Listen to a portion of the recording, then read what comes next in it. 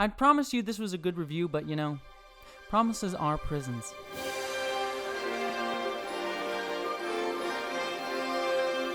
Hello, interwebs! So for those of you who don't know, just last week we got our first full-length Star Trek Picard novel called Star Trek Picard, The Last Best Hope by one Una McCormack. Now, this book promised to give us a lot of the backstory of what happened to one Jean-Luc Picard between Star Trek Nemesis and the beginning of Star Trek Picard. And because clearly there's about 20 or 30 years in there of backstory that really needed to be filled out, and especially since we saw that Picard had changed so much between those 2 points in his life. I mean, he's met entirely different people. He's completely left Starfleet, things like that.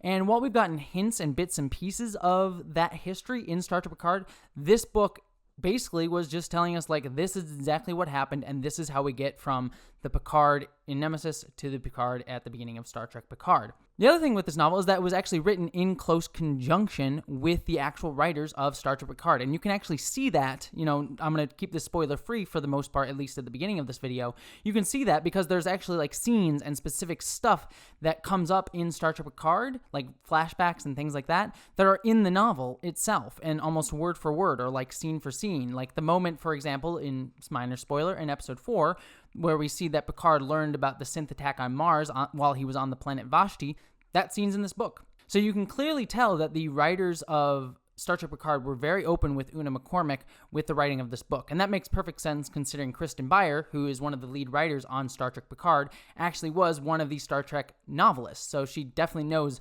all of these people in the Star Trek literary verse. And as someone who absolutely adores the Star Trek literary verse, I've many times said that beta canon or novel canon, literary canon is actually some of where my favorite stories in all of Star Trek are. I was very excited to see that sort of really cohesiveness between this book and the actual show itself. It made this book feel like it had a lot of weight as I read it. It made it actually feel like this stuff that's in this book felt like it was actually having an effect on the show, which is sadly something you don't always get in the Star Trek literary verse. I've really loved the Star Trek literary verse, but, a lot of it, especially in recent years, knowing that Picard was coming, I knew a lot of the stuff that happened in the novels was just going to get erased, which is fine. That's kind of how beta canon goes. That's kind of the whole purpose of it. So, but it is always a little bit saddening to know that this series that you've invested your time into, the character growth that you've seen in the books so far for characters like Picard or Worf or things like that, are all going to get erased. It's totally fine. It's part of the deal with beta canon and tie-in stuff, and I still love it anyways, but it is always sad. So it really is nice to see this book really kind of fitting right into the actual canon of the show. Now, I'm sure if some writer down the line in season 2 or 3 of Picard wants to change something in this book, it will probably happen. But for now, I think this book really feels like it ties fantastically into the actual show Star Trek Picard. But let's actually dive in, and I'll give you what I think about the book Star Trek Picard, The Last Best Hope. And also, I should say, it's really weird talking about this book and calling it The Last Best Hope. And I know The Last Best Hope is an actual quote from history, but I just tie it so much to Babylon 5 that it's kind of hilarious, The Last Best Hope for Peace. So it was just kind of weird to hear that title be associated with Star Trek. But again, I know it's goes beyond Babylon 5. That quote is actually from elsewhere in history, and I think the quote actually appears at the beginning of this book. But it's just weird hearing it in a Trek context and not a Babylon 5 context. All right, so here's my general spoiler-free thoughts on this book. I'll kind of keep it brief before I get into actual specifics of the book. But I kind of have to say it right up front.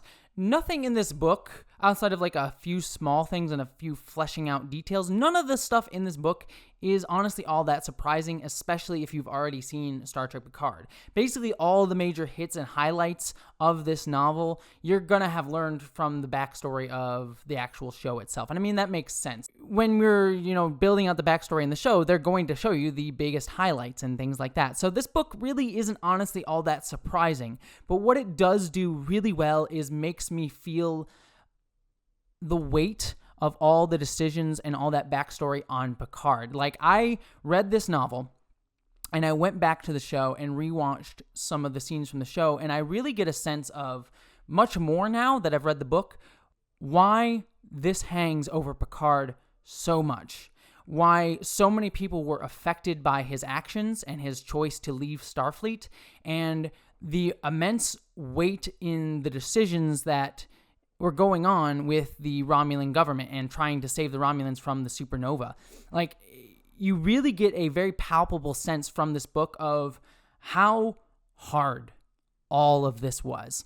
This book starts off with the Federation learning about the supernova from the Romulan government and Picard being asked to leave the Enterprise to take over this fleet and sort of direct the efforts towards saving the Romulans. And there being a little bit of pushback at the beginning, but Picard saying, no, this is what the Federation needs to do. So beginning from that point, what this novel does so well is show you how every step along the way just meant people having to compromise just a little bit more of their moral value, of their conviction in all these events. If you want a not necessarily surprising backstory for Picard, but something that really makes you feel the impact of the backstory on these characters going into the actual story of the show, I would cannot recommend this book enough. I think it does a fantastic job of really making you feel how much this backstory weighs on every character and makes you feel for every character of what they had to deal with. It fills that out surprisingly well. If you're there just for plot and you want to hear some surprising stuff about backstory,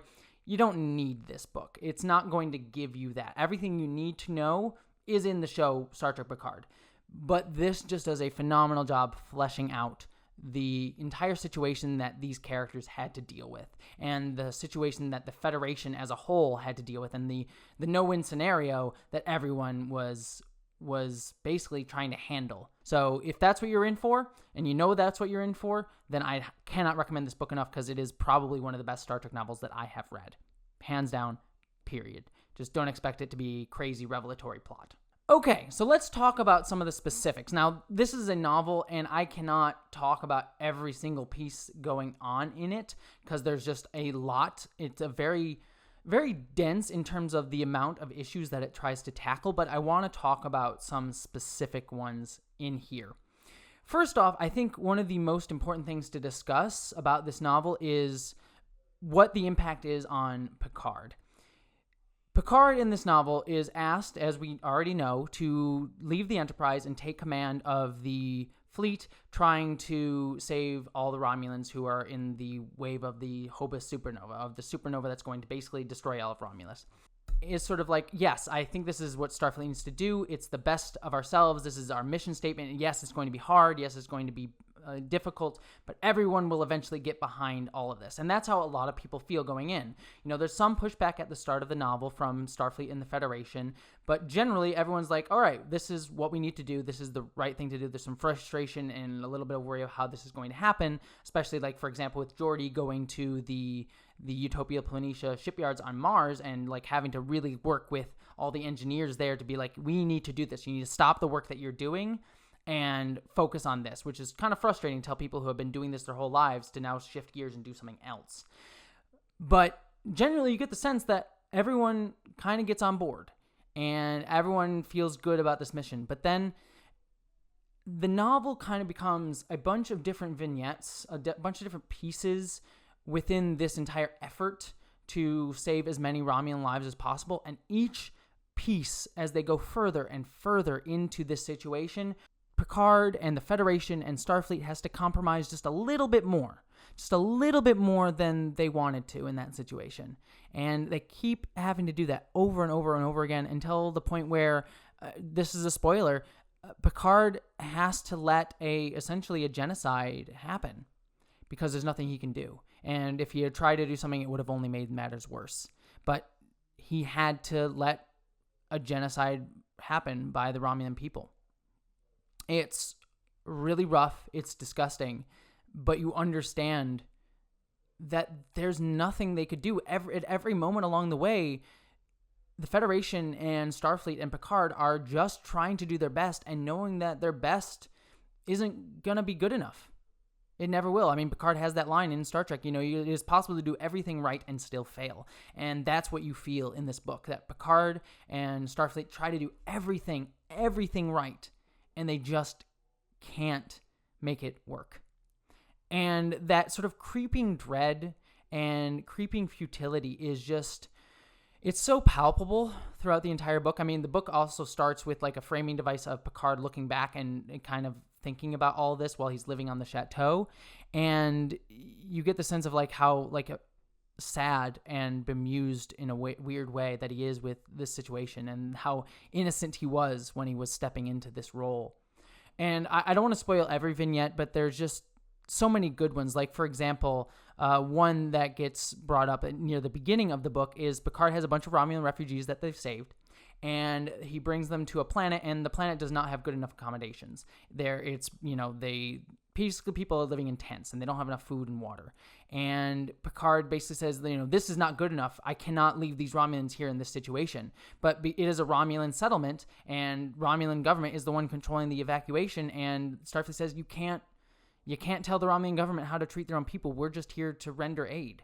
And Picard tries everything, every diplomatic solution, everything he can possibly do to try and get these people the right accommodations, and he can't. And he needs to leave because he needs to go save other people. And so he has to have the Romulans on his ship go down to that planet and be left in accommodations that are honestly horrible. You can sense how frustrated and angry Picard is, but he has no choice. What do you do in that situation? You can fight it, but then you may leave other people who need to be evacuated in the situation. And there's even more sort of geopolitical stuff going on throughout the entire book as well. We kind of learn how Romulans living in a police state very much try to keep all this information from their citizens, try to, hide a lot of the information that they were all going to get killed by the supernova from the citizens to like delay panic and things like that. But it also was an exercise in control, and just this is the only way that the Romulans know how to live. They only know how to live by keeping secrets from people, and those secrets eventually lead to more people dying than they actually needed to. So it's a great discussion on like government structures. It uses this Star Trek situation, this very Trekkian situation, to, in the best Star Trek tradition, talk about things today, but without being a direct one-to-one parallel. Like, there's discussions on climate denial here. There's Romulans who don't believe that their supernova is going to explode because they have been told by their government and by the media that, this is not going to happen. This isn't a real thing. This is all just fake news, as it were. And you get this idea that this is a clear parallel to climate change denial on Earth today. And there's so much of that in this book. Like, another example, I keep coming up with more, and I know I'm talking about a lot of random things here, but it's just, this book is so dense. There's another situation where Romulans start having to be left in Federation space and getting left on outer world planets. So a senator from the outer world planets, one of the Federation Council people, she basically comes in and says, you can't do this to us. You can't treat us like crap. You can't just use us as your dumping ground for Romulans. And that is a perfectly understandable point of view. But then it also kind of gets wrapped up in racist rhetoric. Like, she starts using a phrase, Romulan space is better for Romulans. Romulan space is better for Romulans. And it kind of gets a bit racist undertones to not wanting the Romulans there. So there's like a legitimate point being made, but sort of wrapped in very disgusting, very not ideal Federation citizen types of viewpoints. And again, you can clearly see the parallel to today's world. If you don't understand how the refugee crisis in this book parallels the real world, you're missing a lot. You should be paying attention to the news. But it's not necessarily a direct one-to-one because, there is an effort at least that we want to try and believe in the Federation's ideals. We want to try and believe in our better selves. There is this ideal of trying to be the best of humanity in there that Picard always tries to appeal to. And again, just the continually wearing down of that feeling. I hope I'm conveying this enough, because it's really hard to talk about this novel because it's all just a lot of just really interesting set pieces to really get you to think about what do you do in an actual no-win scenario. Unlike Kirk, who never believes in no scenario, these are situations that have no easy answer, and there's no way to know what the right thing to do is. There's sometimes nothing you can do, and you have to do it anyways. And it all culminates in the decision at the end of the book that Picard is going to make of him leaving Starfleet. You understand it fully. He leaves Starfleet because he does not recognize the Starfleet that he was part of anymore, because they've just had to so compromise themselves over and over and over and over and over again that they just had to make really horrific decisions. But you also see it from the Federation and Starfleet's point of view as well, of there was no other choice. They did everything they could, and it was not good enough. And so you understand Picard being frustrated and angry with that it wasn't good enough, but you also understand that he is naive and he is blinded by his better ideals to the actual situation going on around him. And so it just creates this question of like, was Picard wrong to leave? I don't know. And I'll probably be discussing that in another video. Does that so well. And one thing I haven't even touched upon, Bruce Maddox is actually a main character in this novel as well. And you also see his compromise as well of how he was asked, and this is something that you learn in the novel, that the synthetics weren't just something he made and, put out in the world for slavery like they were being used in the Utopia of Planitia, but he actually was forced to build them because of this situation. The synths came into being out of necessity to have more manpower to build ships. And he didn't even want to build them. He saw them as like toys, like a bastardization of his actual work of trying to build another Soon-type android. And so he feels like he's compromising his life's work to be able to make a Soon-type android by making these like stupid toys. And because of that, he possibly misses the fact that he may have done something that led to the Mars attack and the synthetics attacking people and killing people on Mars, because he was unwilling to compromise, because he still kept trying to do both things, trying to burn the candle at both ends, and he couldn't, and it might have led to people's death. One other quick thing that I think I really should mention, because it might actually play into Star Trek Picard, the show series proper, is that we learn in this book that Dr. Girardi, who is the scientist character on Picard's crew in the show, actually had a relationship with Bruce Maddox, and not only just a relationship, like an actual fully romantic and physical relationship with him. And that is something that she was definitely not completely forthcoming with in the actual show itself when she first met Picard. And given the fact that this book was written in close conjunction with the actual writers of the show, I would be shocked if that piece of information didn't actually come into play in the show when and if we meet Bruce Maddox within the actual series. And it also speaks to Girardi being, I don't want to say distrustworthy, because, she's not under no obligation to talk about her relationship status with Bruce Maddox, but the fact that she's not completely reliable or forthcoming with every piece of information that she has, which is sort of intriguing given that we kind of are told on the surface that she should be someone that we completely trust. She seems very affable, very kind, very nice, kind of unsure of herself, that instantly I relate to this character sort of person, but clearly she has some sort of nefarious stuff going on, possibly with Commodore O. So this fact that she's not being completely forthcoming kind of speaks to that in an intriguing way. So I'm curious to see if and when that'll play out on the show itself. And so this book is all about compromise. And what compromises can we make and what compromises can't we make, how compromise can lead us down this path. But again, what other choice do we have at times? How compromise, what the path that we feel we have to take sometimes leads us to places that make ourselves unrecognizable to ourselves. I know I've been kind of wandering in this review, but like I said, this book is so dense and so wonderful and so beautiful. And it just made me think in so many ways. And honestly, there's something to be said. And as much I'm someone who loves political stuff, I love watching political movies and TV shows. So there's a part of me that's almost wishes that this book was the actual show. I'm kind of almost a little bit saddened by that fact, because there's so much dense stuff to mine here. But yeah, this book, fantastic. Easily one of my favorite Star Trek books, and I've read quite a few. So if you are in any way interested by anything that I have said, go read this book. Please go read it. It is absolutely fantastic. But I'd love to hear what you thought about this book if you've read it. Let me know down in the comments below. If you liked this review, let me know. I know it was a bit more rambly than I normally do because I didn't have a specific plan of action going in, but I just wanted to kind of talk out some of the ideas that this book made me feel. So let me know what you thought of this review down in the comments below, and let me know what you think of my new set as well. I'm kind of doing a new thing, so I'd love to hear what you think of it. And also, if you want to get more reviews like this, more of my reviews on Star Trek Picard, more discussions on Star Trek, Doctor Who, all of geekdom, please give my channel a subscribe. And if you want to help make my channel even better, please consider giving to my Patreon page or giving to my PayPal. Every little bit of financial bit helps me pay the bills, helps me pay for an upcoming surgery I have. All that stuff is really, really helpful. But regardless of if you help me financially or if you subscribe, I'm just glad that you stopped by, and I hope that you, as always, live long and prosper. And special thanks to my commander level and above Patreons, Stefan Schuhart, BBD, Boyd and Marybeth Earl, Michael McGee, Lal Lindley, Wellington Marcus, Munir Amlani, Mari Neckar, and Marika Kuyechin.